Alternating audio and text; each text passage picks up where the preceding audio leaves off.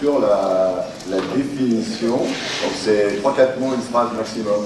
Votre définition de l'hospitalité. Parce qu'apparemment, il y a beaucoup de mots qui circulent, pas forcément le même périmètre. Donc en une phrase. Marc, c'est bon. Ben, c'est recevoir l'autre comme on aimerait être reçu. Ok, Laurence. J'allais dire la même chose en fait. Donc vous pouvez dire la même chose, c'est pas la même chose.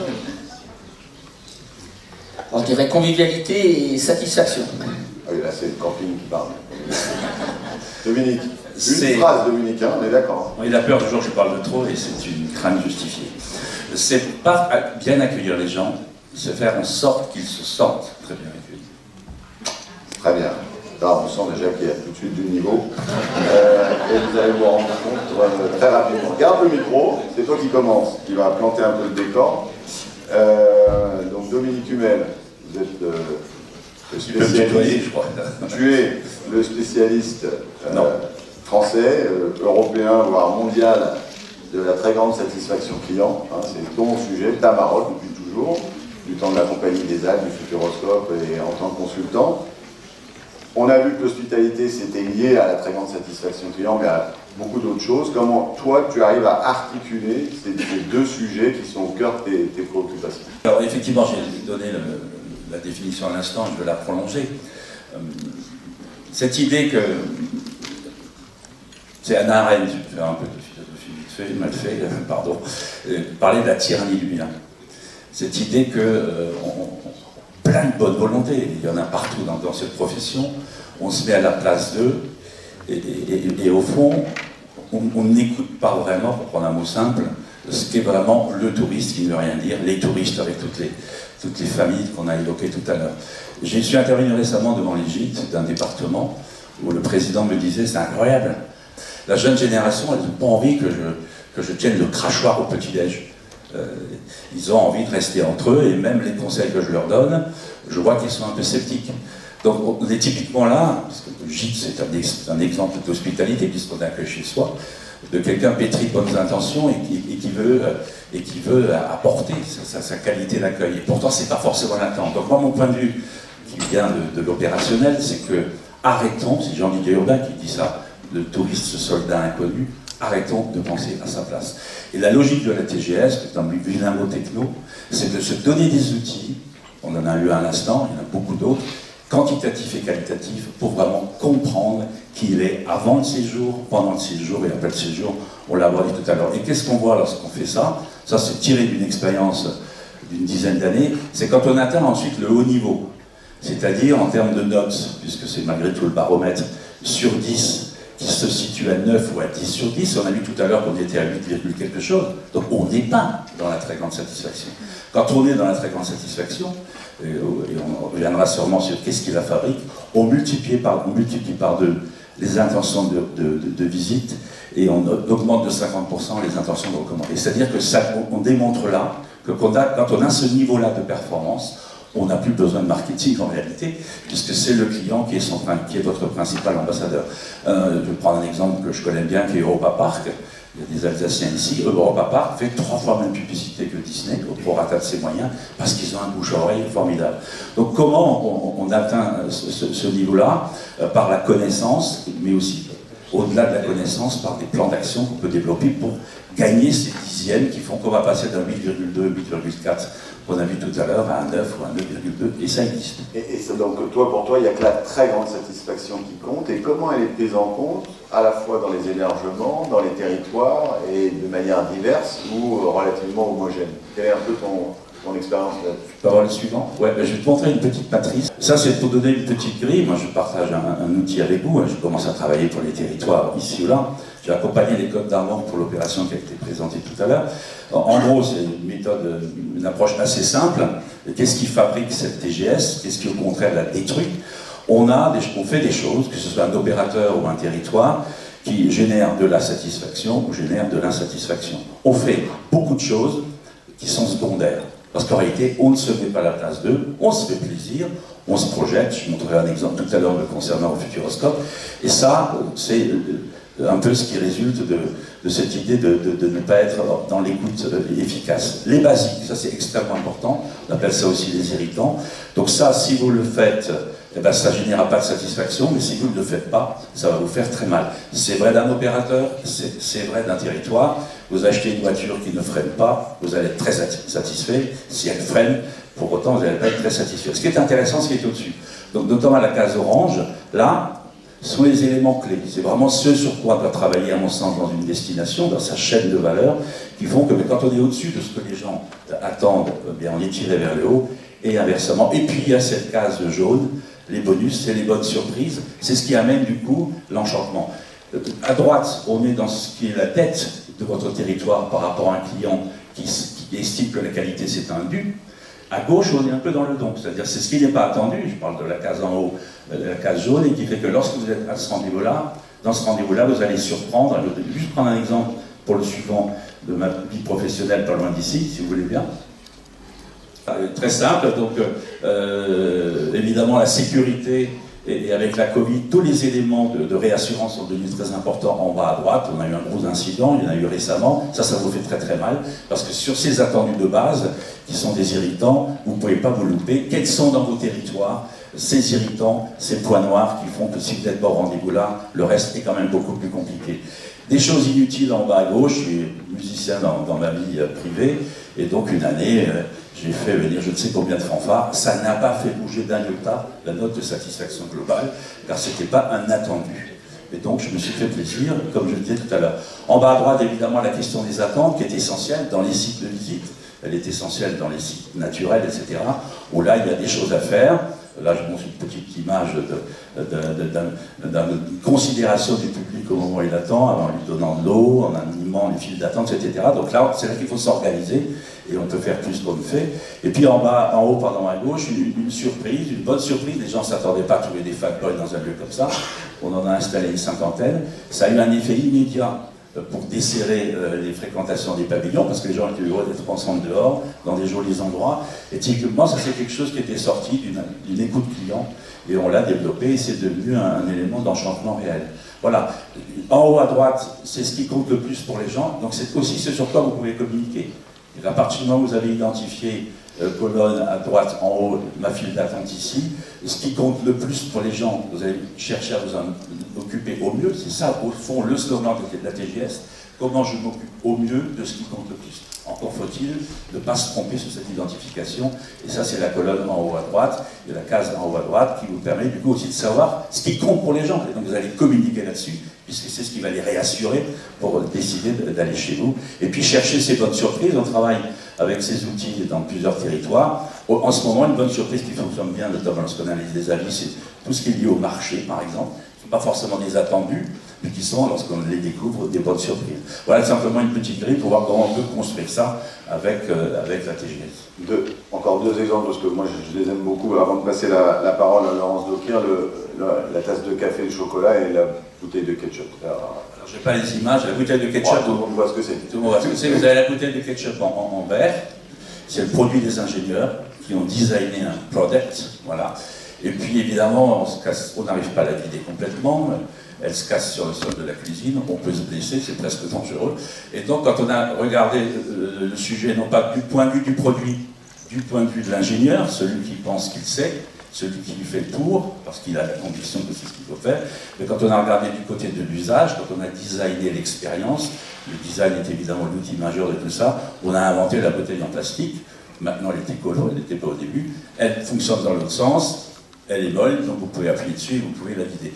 Et le café, c'est... Elle est moche, oui, d'accord. Pardon ? Elle est moche, par contre. Elle est moche, du coup d'ailleurs ils viennent d'en trouver une nouvelle où vous avez deux orifices en haut et en bas, et elle est en carton recyclable. Ah, ça c'est fort. Et la tasse de café ? Oui, ça c'est bien cet exemple-là. Oui, entre ce qui est l'élément de base, c'est tout simplement aujourd'hui, dans un café, dans un restaurant, pardon, un café où on ne proposerait pas du sucre, on n'est pas dans les attendus de base, donc ça il faut être au rendez-vous. Après le bonus, l'élément moteur, ça va être la qualité du café. Et puis ce qui va surprendre, ça peut être le spéculoos, ça peut être le chocolat, ça c'est banalisé aujourd'hui. Voilà, donc on voit comment on peut créer en effet ces effets de surprise qui peuvent nous permettre de passer d'un standard de qualité à un moment d'enchantement. l'enchantement d'un côté et la tyrannie du bien de l'autre. Un éclairage proche, étranger mais proche, hein, en Wallonie. Laurence Dauquil, donc vous êtes la cofondatrice et associée de l'agence Un Tour d'Avance. Expliquez-nous comment vous avez travaillé sur les questions d'hospitalité avec cette collectivité et les professionnels, et notamment sur cette notion de satisfaction territoriale. Oui, en effet, j'accompagne l'administration régionale du tourisme en Wallonie. Depuis maintenant 10 ans, on travaille avec les entreprises à la qualité de service.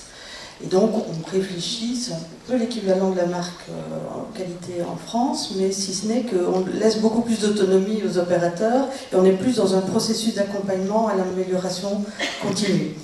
Et on a constaté qu'en travaillant sur les entreprises de manière individuelle, on loupait quelque chose, à savoir la qualité territoriale. Et qu'on n'avait jamais d'approche globale par destination ou par territoire touristique. Et donc depuis l'année dernière, on accompagne les territoires à définir une démarche qualité globale avec un objectif commun, faire mieux. Et faire mieux avec les prestataires du territoire, avec les élus, avec les collectivités, avec les techniciens. Et donc ça permet effectivement de se dire comment la destination approche l'expérience client de manière transversale et non plus fragmentée entreprise par entreprise et aborde les différents incidents, les ruptures dans ce parcours client. Et donc, concrètement, vous en avez fait combien? Vous en êtes où? Et citez-nous un peu des exemples vécus sur tel ou tel territoire en particulier. Vous avez cité des exemples qui étaient très parlants.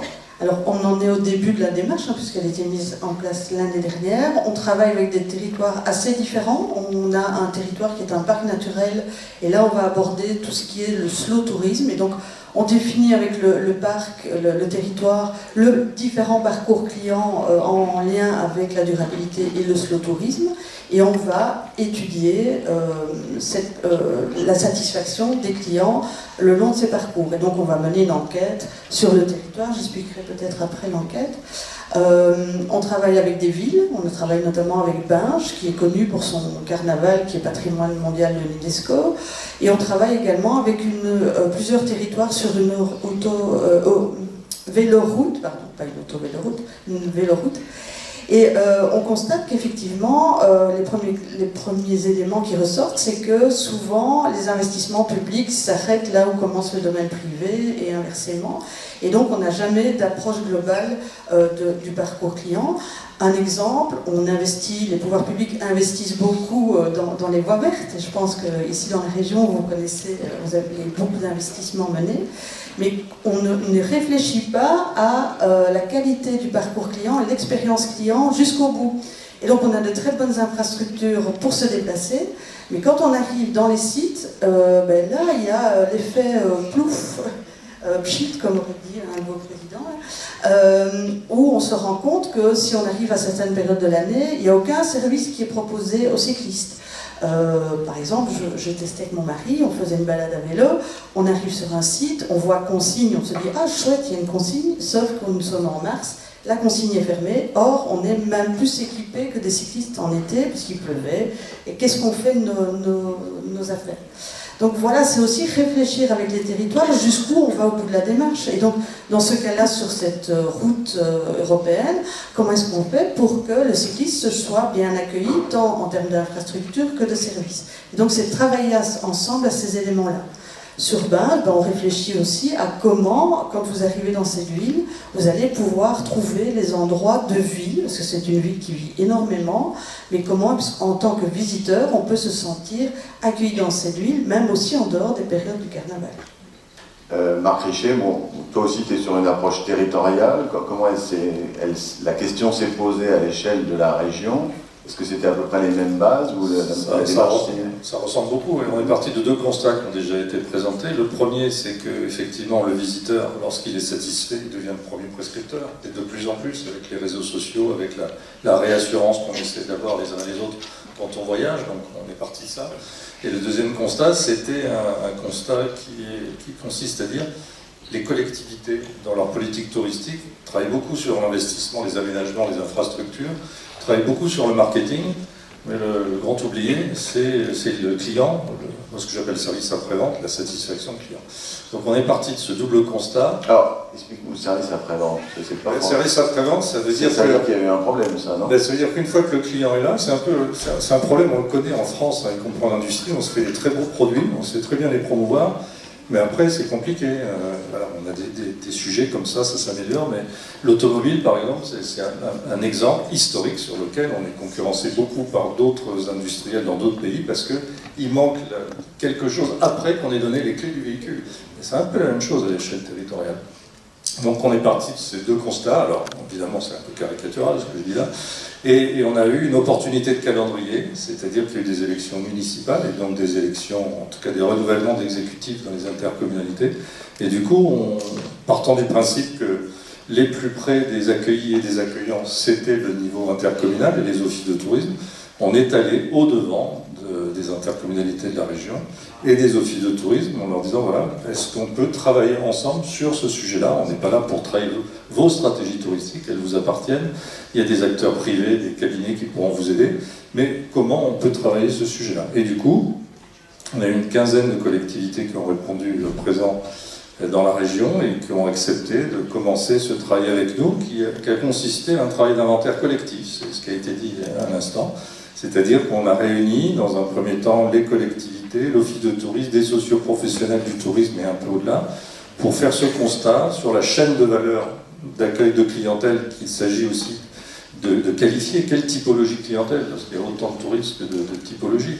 Mais on sait bien que chaque territoire a des clientèles plus fortes que d'autres. Ça peut être du cyclo, chez nous, ça peut être de la clientèle patrimoniale. Donc on a fait, pardon. Concrètement, c'était où? Vous avez démarré par deux, et c'était quel... Une quinzaine, il y a un exemple, j'en pourrais en citer d'autres, mais Amboise, dont on entendra parler un petit peu plus tard, qui est un des territoires les plus avancés, voilà, la collectivité a pris ça à bras-le-corps avec son office de tourisme. Vous aurez un témoignage des réalisations concrètes, c'est pas moi qui vais vous les développer, pour ne pas trahir ce qui se dira après. Mais voilà, donc on a fait par étapes, et la première étape, c'était la prise de conscience de ce qu'on a pu évoquer les uns ou d'autres avant, que si on veut bien accueillir, il faut prendre conscience que, c'est pour ça que je prenais ces mots-là, il faut accueillir l'autre comme on aimerait être accueilli soi-même. C'est aussi simple que ça. Et une fois que ce constat est fait, chacun en prend sa part. Ce qui a été très positif, juste d'un mot, c'est que tant la collectivité que les professionnels touristes, que d'autres socioprofessionnels se sont dit, mais c'est pas ton rôle à toi seulement, c'est aussi le mien. Et du coup, ça donne des grilles d'analyse en disant, ben voilà, sur la signalisation, l'animation, etc., etc. Et ça, on ne faisait pas déjà. Les politiques qualité, ça ne date pas d'hier. Tout le monde cherche à avoir une bonne note. Les entreprises mesurent le taux de satisfaction. Bon, qu'est-ce qui a changé? Qu'est-ce qui est différent? C'est la vision territoriale. C'est-à-dire qu'on a plutôt fonctionné aujourd'hui par agrégation de prise en compte individuelle, entrepreneuriale. Alors, je ne dis pas que des territoires ne s'en sont pas occupés, mais ils s'en sont occupés de manière un peu expérimentale, sans le raisonnement de base de cette chaîne de valeur de service qui a engagé en même temps la collectivité, les socioprofessionnels, le monde associatif et bien évidemment les habitants. Et le point positif, celui qu'on a pu mesurer, parce que ça fait 2 ans maintenant qu'on est là-dessus, c'est qu'une fois que la prise de conscience elle existe, elle est collective, après, il y a des choses qui paraissent évidentes, en tout cas à concevoir, pas forcément à faire, mais en tout cas à concevoir. C'est ce qu'il vous dit, dire, bah... Ah oui, enfin, bon, c'est du style, voilà, pourquoi on n'y a pas pensé plus tôt, voilà, mais on en prend notre part aussi. Avant de passer la parole à Nicolas Daillot, je voudrais que tu puisses réagir, Dominique, sur pourquoi c'est si compliqué quand on passe de l'échelon entreprise, site touristique, à l'échelon territorial. Pourquoi ça, c'est plus aussi simple? De la destination. Oui. Oui. Parce que la somme n'est jamais l'addition des parties, c'est ça le problème. La très grande satisfaction, ou ce qui a été présenté tout à l'heure par TCI Research, ça mesure une expérience globale. Ça c'est très complexe. C'est autre chose que ce qui s'est passé dans l'hébergement, dans le restaurant, etc. C'est vraiment le sentiment global que je retire de mon séjour. Et cette expérience globale, cette satisfaction globale qui mesure une expérience globale, c'est celle du territoire. Et mon parcours avant, pendant et après dans ce territoire, il est fait de plein de choses. Il y a une chaîne de valeur, chaque opérateur évidemment joue sa part, y compris l'office de tourisme parce qu'il donne de l'information par exemple. Mais on voit bien que par exemple les irritants sont souvent au niveau des interstices.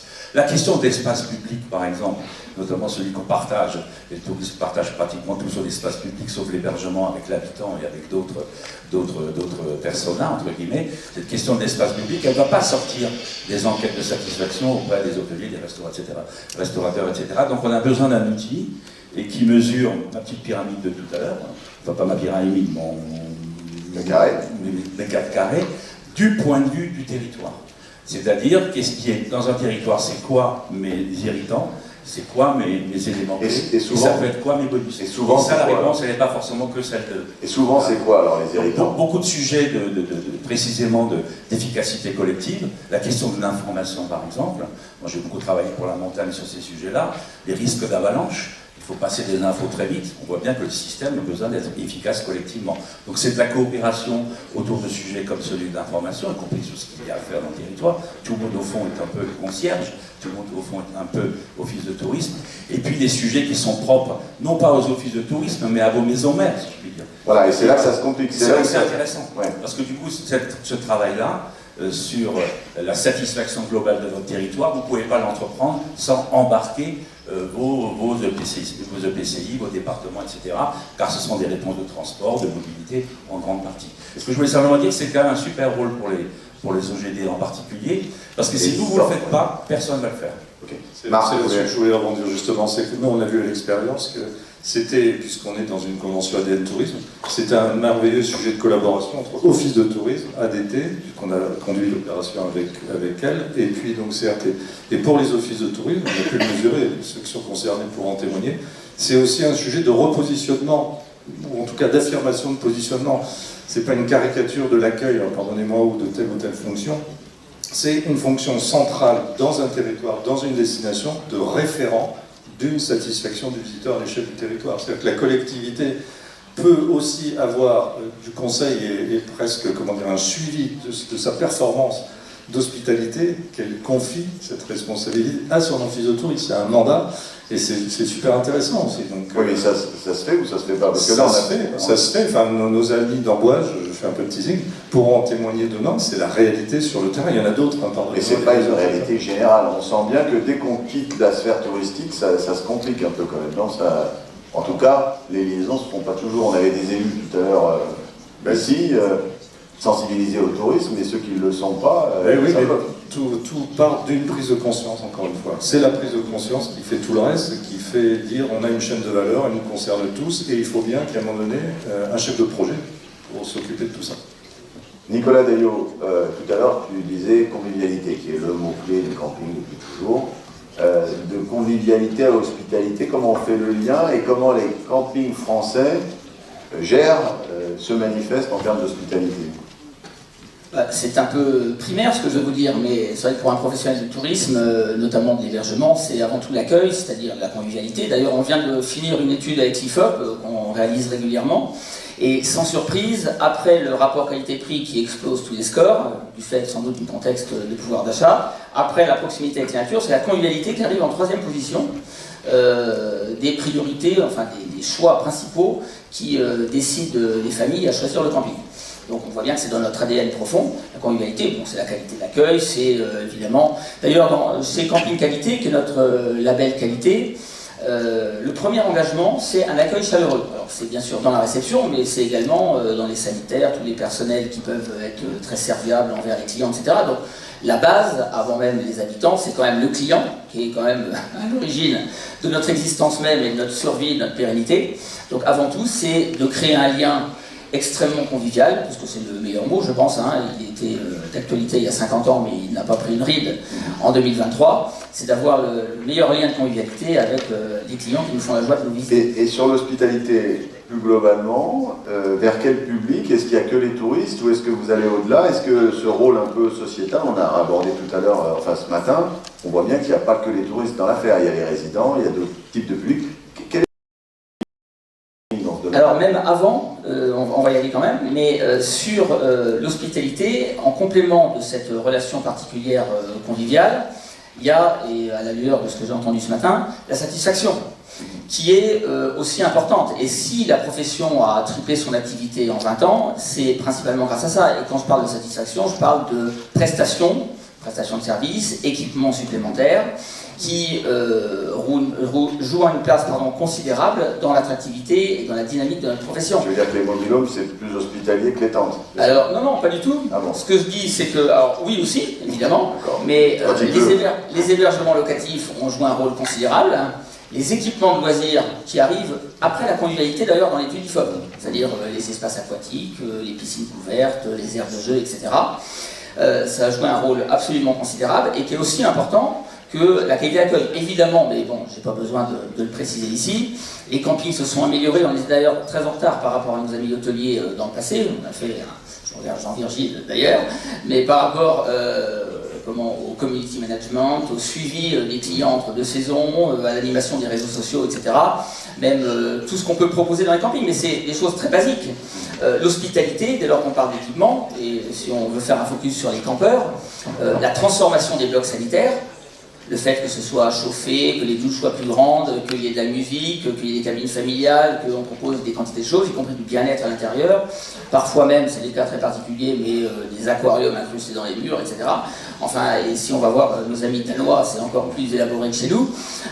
Ça peut aller très très loin. Et je fais le lien d'ailleurs tout de suite avec le territoire et les élus. Voilà. Parce que déjà, il faut partir du client, encore une fois, ça revient à votre bouteille de ketchup.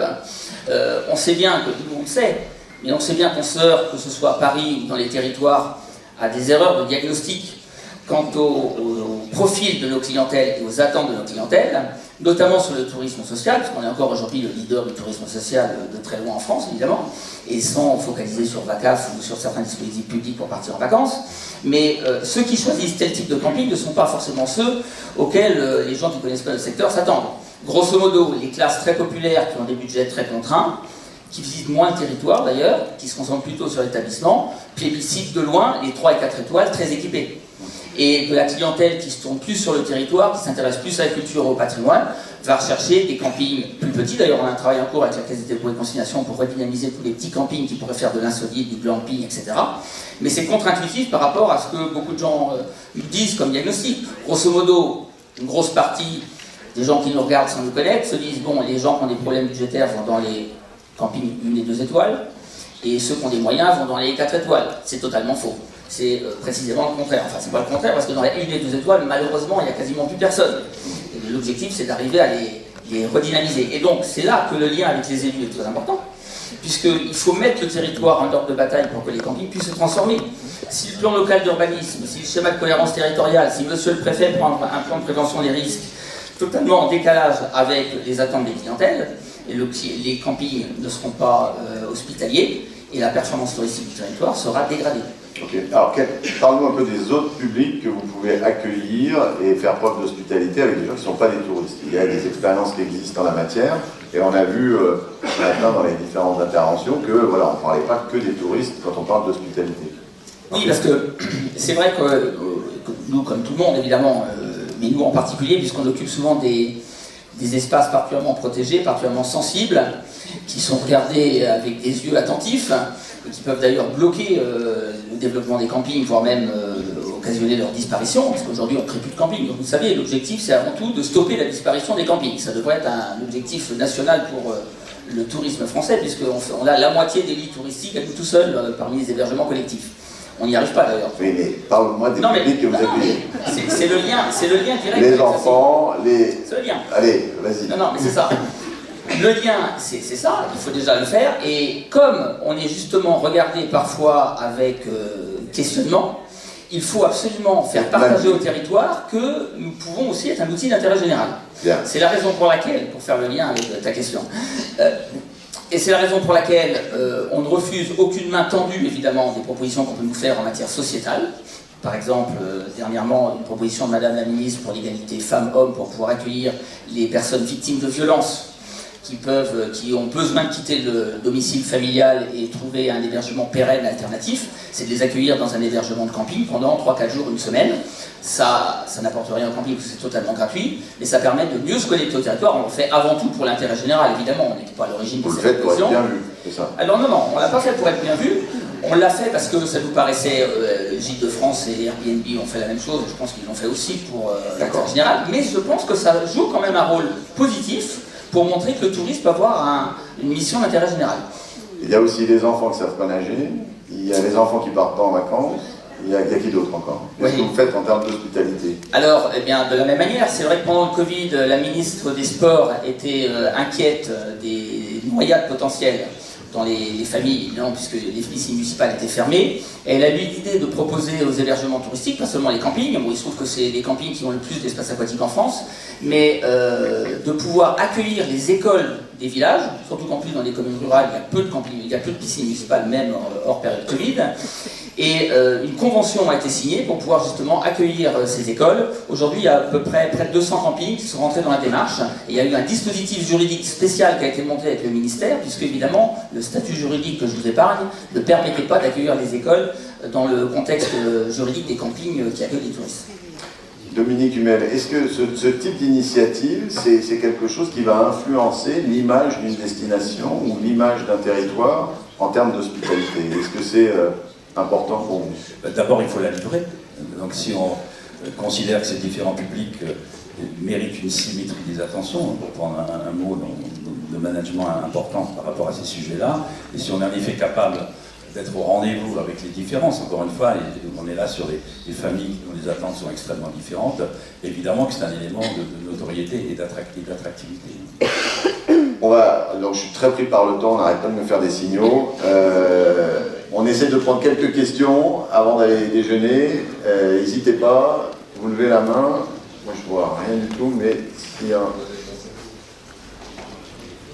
Oui, vas-y Nicolas. En 20 secondes, le temps que la question soit posée, quand même, un outil d'actualité dont on est fier, c'est d'arriver à lutter modestement à notre échelle contre la fracture territoriale, avec un outil qui va être présenté prochainement, qui a été construit avec Circuit, que je remercie d'ailleurs, qui a été notre partenaire pour le projet et qui a développé l'outil, qui permet à tous les campeurs qui fréquentent, donc les 4300 campings adhérents à la fédération, de pouvoir flasher un QR code qui présente de manière très synthétique et de manière très pédagogique toute l'offre culturelle et patrimoniale qui se trouve autour des campings.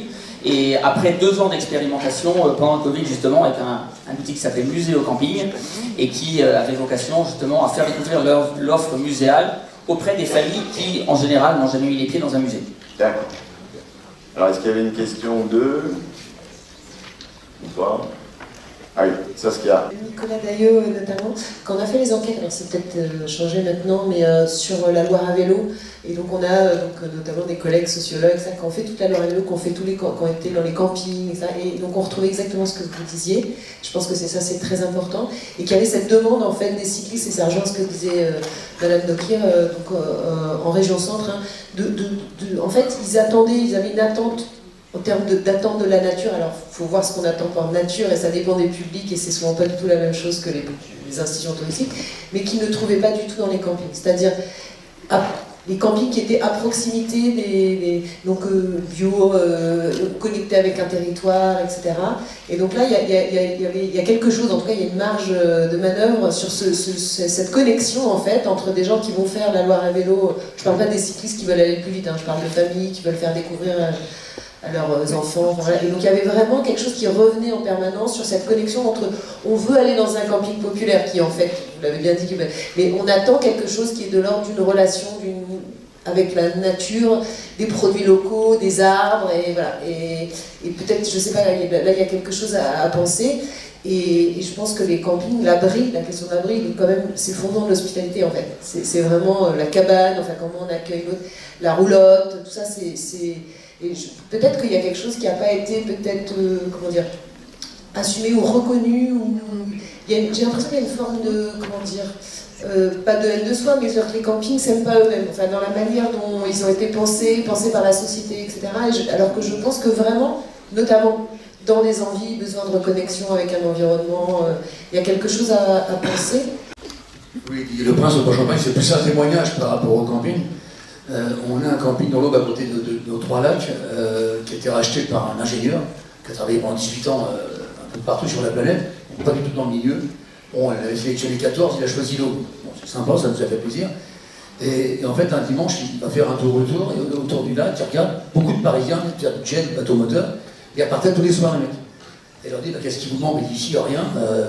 En plus, qu'est-ce qu'il a fait? De quoi avez-vous besoin? Alors, l'entrepôt du jet, ranger le bateau-moteur, une ambiance un peu plus festive, des soirées à thème. Et depuis Carton, il est full.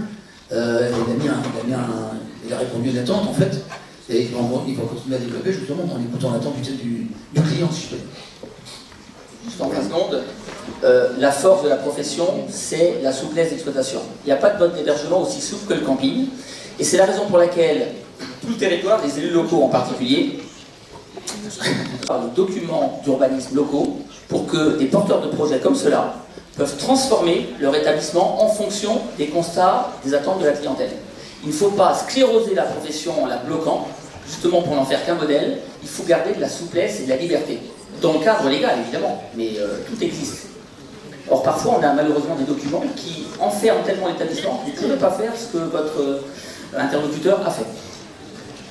Merci beaucoup. Est-ce qu'il y a une dernière question? Oui, Michel Père, je suis élu de Granville-Caner. Et voilà. Ce que je voulais dire, c'est que ce qui apparaît dans ce discours des uns et des autres, c'est qu'il y a une nécessité impérative d'une cohérence territoriale en matière d'aménagement du territoire et d'aménagement touristique du territoire.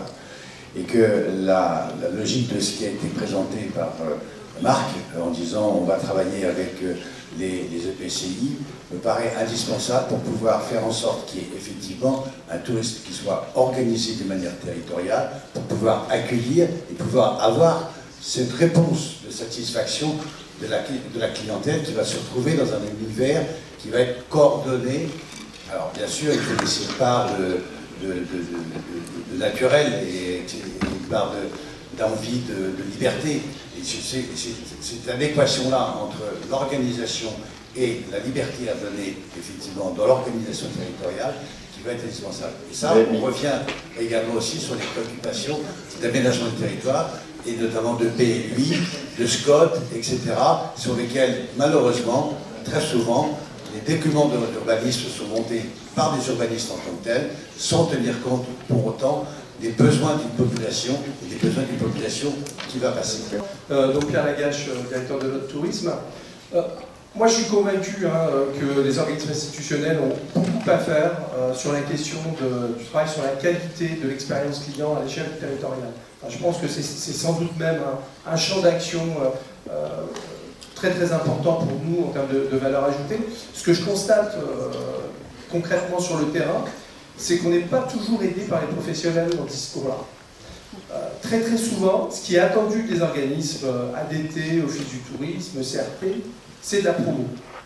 Et j'avoue avoir un peu de difficulté parfois à expliquer que, en termes d'argent public investi, parfois il est plus intéressant de l'investir à l'échelle du territoire pour améliorer l'expérience client et investir dans la qualité d'expérience territoriale, plutôt que d'investir dans le domaine de la promotion. Donc, monsieur Nicolas Daillot, si vous pouviez m'aider, nous aider collectivement à faire passer le message, parce que nos élus locaux sur le terrain, ils ont affaire aux professionnels. Donc ils entendent ce discours. Et parfois, on est face à une réelle difficulté, nous, à être entendus sur le sujet. Voilà.